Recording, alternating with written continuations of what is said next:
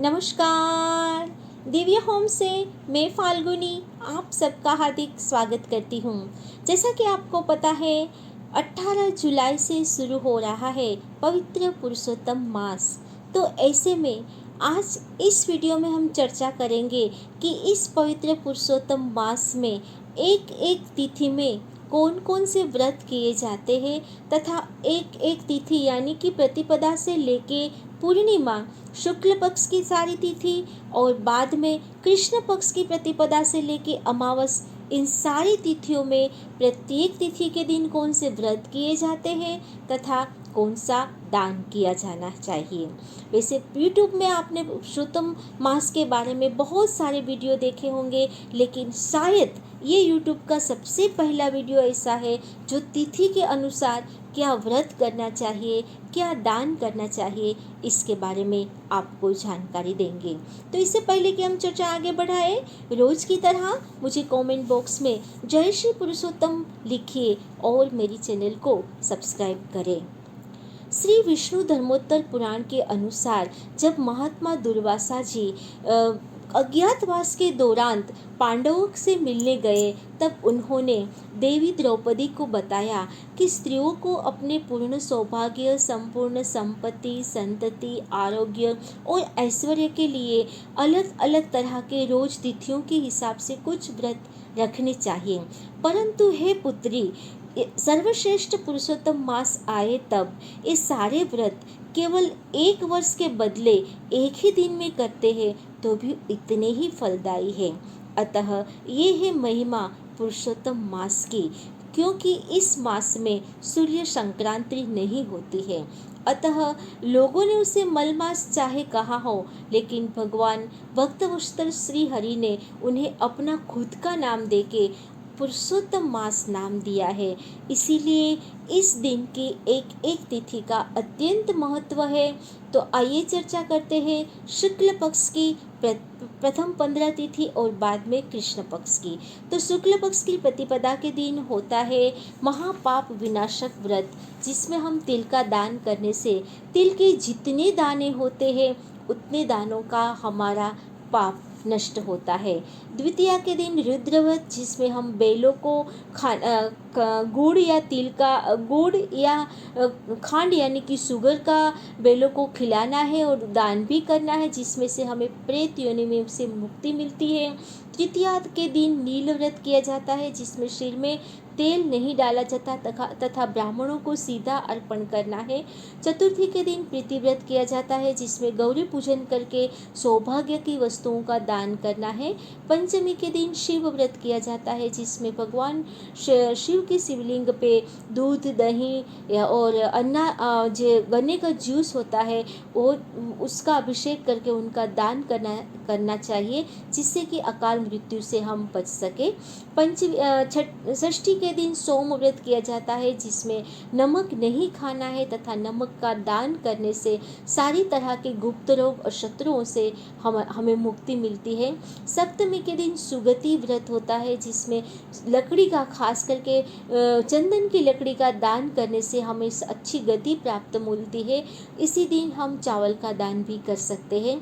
नौवीं के दिन वीर व्रत किया जाता है, जिसमें शक्ति के अनुसार छोटी छोटी बालिकाओं का पूजा करके हम गौरी माँ की जो श्रृंगार की चीज़ें हैं उसे हम दान करते हैं, तो हम पति के अपराध, जो छोटे मोटे अपराध हम पति से करते हैं, जिससे हम बच सकते हैं। 10वीं के दिन त्र्यंबकम व्रत होता है। इस दिन कुंभदान करने से और कुंभ के ऊपर एक दीप प्रज्वलित करके शिव मंदिर में से रखने से हमें हजारों साल तक भगवान शिव की कृपा प्राप्ति होती है। एकादशी के दिन जो सर्वश्रेष्ठ दिन माना जाता है, जिसमें हम दान पुण्य का विशेष महत्व है, श्री विष्णु मंदिर में जाके एकादशी की व्रत कथा जो कहते हैं उस ब्राह्मण को वस्त्र दान, अन्नदान, दीप दान और मंडल का दान आदि करने से हमें एकादशी का जो पुण्य फल है वो प्राप्त होता है। द्वादशी के दिन अहिंसा व्रत किया जाता है, जिसमें हम अपनी कुलदेवी को याद करके उसके सामने दीप प्रागट्य करके उनकी पूजा करेंगे। और यदि व्यतिपात है तो संपुट दान, गुप्त दान, और वो शाम के समय 6:31 के बाद किया जाता, 31 मिनट तक किया जाता है, जिससे कि हमें प्रत्येक प्रकार के छोटे मोटे पापों से मुक्ति मिलती है।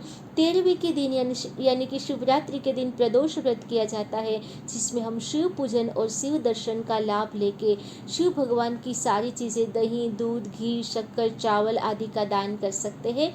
14वीं के दिन शील व्रत किया जाता है, और इस दिन घर की साफ सफाई करके आंगन में हम स्वस्तिक से चावल से स्वस्तिक बना के हम कुलदेवी का दीपक जला के उस चावल का दान करेंगे। और पूर्णिमा के दिन भगवान पुरुषोत्तम का अच्छी तरह से पूजन करके सत्यनारायण की कथा करेंगे, और सत्यनारायण कथा करने वाले ब्राह्मण को हर तरह से दान पुण्य करके हम उससे खुश करेंगे, जिससे कि हम कितनी भी हमने निंदा की है और सारे निंदा के पाप से हमें मुक्ति मिलेगी। तो ये थे कृष्ण शुक्ल पक्ष के सारे व्रत विधान। आइए हम बात करते हैं कृष्ण पक्ष की। कृष्ण पक्ष की जो प्रथम तिथि है, जिसको हम प्रतिपदा तिथि कहते हैं, जिसमें हम करेंगे दीप्ति व्रत। दीप्ति व्रत में हमें लापसी का एक टाइम लापसी खानी है। लापसी जो गेहूं का मोटे दाने होते हैं वो उससे बनती है, और उसी लापसी का हम दान भी कर सकते हैं। गेहूं का दान भी हम ब्राह्मणों को उस दिन करेंगे। दूसरे दिन यानी कि द्वितीया के दिन होता है दृढ़ व्रत। दृढ़ व्रत में हम इस दिन हम सुगंधित चीज़ें जो होती है जैसे कि चंदन, अगरबत्ती, धूपबत्ती आदि का दान करते हैं। तो हम माता पिता से के ऋण से जो छोटे मोटे हमें दोष लगते हैं उससे हमें मुक्ति मिलती है। तृतीया के दिन बिल्व व्रत करेंगे। गुरु और वडील का हम पूजन करते हैं और उसका वंदन करते हैं, और उड़द का दान करना चाहिए। चतुर्थी के दिन विनायक व्रत होता है, जिसमें गणेश का पूजन करके लड्डू उसका प्रसाद लगा के, और छोटे छोटे बच्चों को लड्डू का भोग लगाने से हमारे बच्चों में अच्छे संस्कार आते हैं।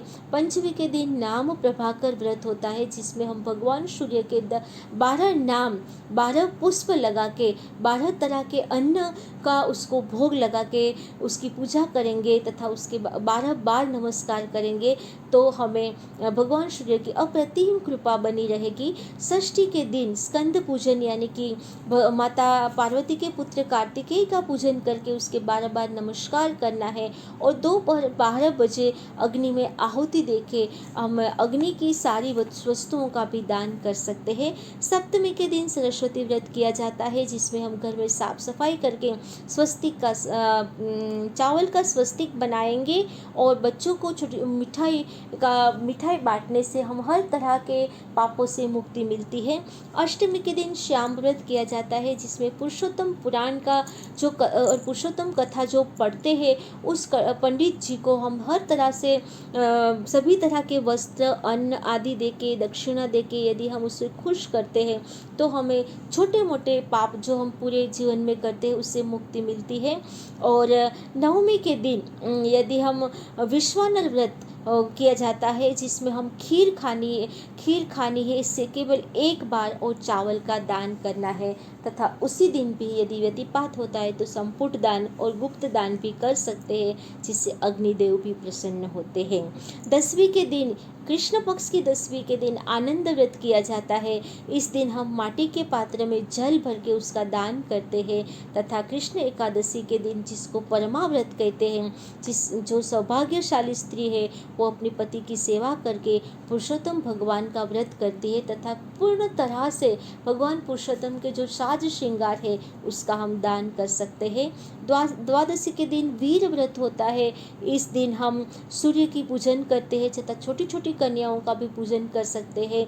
और 13वीं के दिन वो यदु व्रत किया जाता है, जिसमें दोपहर में एक बार हम भोजन करके बच्चों को गुड़ और दालिया का दान करेंगे। और 14वीं के दिन यानी यानी कि 14वीं तिथि के दिन तापक व्रत किया जाता है, जिसमें हम कांसे का दान करते हैं, कांसे के पात्र का। तो जिस तरह से धातुओं में कांसा सर्वश्रेष्ठ है, उसी तरह से हमारे शरीर की सारी धातुएं शुद्ध होती, सप्त धातुएं शुद्ध होती हैं। तथा अमावस के दिन हम अपनी शक्ति के अनुसार जितना भी दान करें, सुवर्ण दान, गौ दान, चांदी का दान, वस्त्र दान, अन्न दान, दीप दान, छातों का दान, चप्पल का दान, जो कथा पढ़ते हैं पुरुषोत्तम महात्म्य की, उसमें उस पंडित जी को पूर्ण दक्षिणा के साथ यदि हम खुश करते हैं तो पूरे पुरुषोत्तम मास में भगवान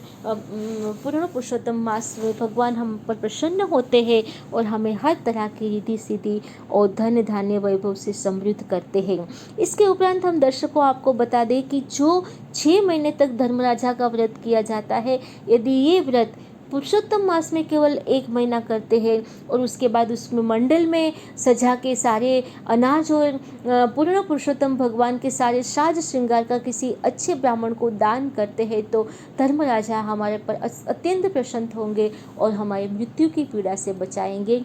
इस तरह से सूर्य व्रत भी 6 मास तक किया जाता है, लेकिन पूर्ण पुरुषोत्तम मास में केवल 1 मास में श्री सूर्य व्रत किया जाता है, जिसमें हम सूर्य भगवान की कथा सुनते हैं और सूर्य भगवान की सारी चीज़ें, लाल वस्तुएं, लाल कपड़े, गेहूँ, लाल कलर की जो भी चीज़ें हैं उसका दान करते हैं। और रविवार के दिन बिना नमक का खाते और नमक का भी दान करते हैं, तो भगवान सूर्य की अप्रतिम कृपा हम पर बनी रहेगी। तो वीडियो हालांकि थोड़ा लंबा है, लेकिन शुक्ल पक्ष और कृष्ण पक्ष के सारे एक एक व्रत विधान मैंने आपको बताए। इस तरह से आप एक एक तिथि का व्रत का आरंभ करें और एक एक तिथि में जो दान पुण्य है वो एक दिन अभी भी बचा है, वो सारी चीज़ें अभी भी घर में से आप खरीद कर सकते हैं और दान पुण्य का लाभ उठाए और भगवान पुरुषोत्तम की कृपा पाए। देखते रहिए दिव्य होम।